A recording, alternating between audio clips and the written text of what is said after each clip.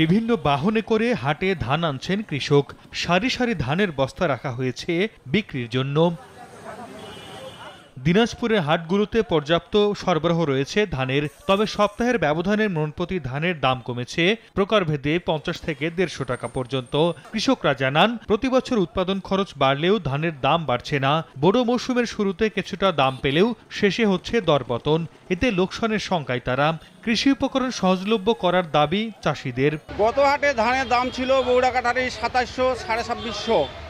আজকের হাটের দাম 2550-24। সার বিষের দাম বেশি, ধানের দাম কম। ওই তুলনায় ধান 2000, 1800-1900 টাকা বস্তা। পাইকার ও ব্যবসায়ীরা বলছেন, মিলাররা আগের মতো ধান না কেনায় দেখা দিয়েছে ক্রেতা সংকট। যদি আমদানি বাড়ে আরো কমবে দাম, আর আমদানি কমবে আবার দাম বাড়বে।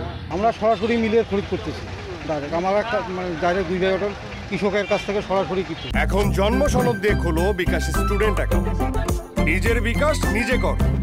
সরকারের খোলা বাজারে চাল বিক্রি ও আমদানির কারণে বাজারে চালের বিক্রি কমে যাওয়ায় ধানের বাজারের প্রভাব পড়েছে বলে জানান চেম্বারের সভাপতি। প্রচুর ধান আমাদের ঘরে রয়েছে, কৃষকের ঘরে রয়েছে, মিলারদের কাছেও ধান রয়েছে, তারা চাল খুব একটা বেচতে পারছে না।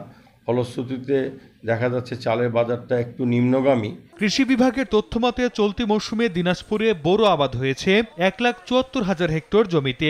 উৎপাদন লক্ষ্যমাত্রা ধরা হয়েছে 7 লাখ মেট্রিক টন চাল। সময় সংবাদ, দিনাজপুর।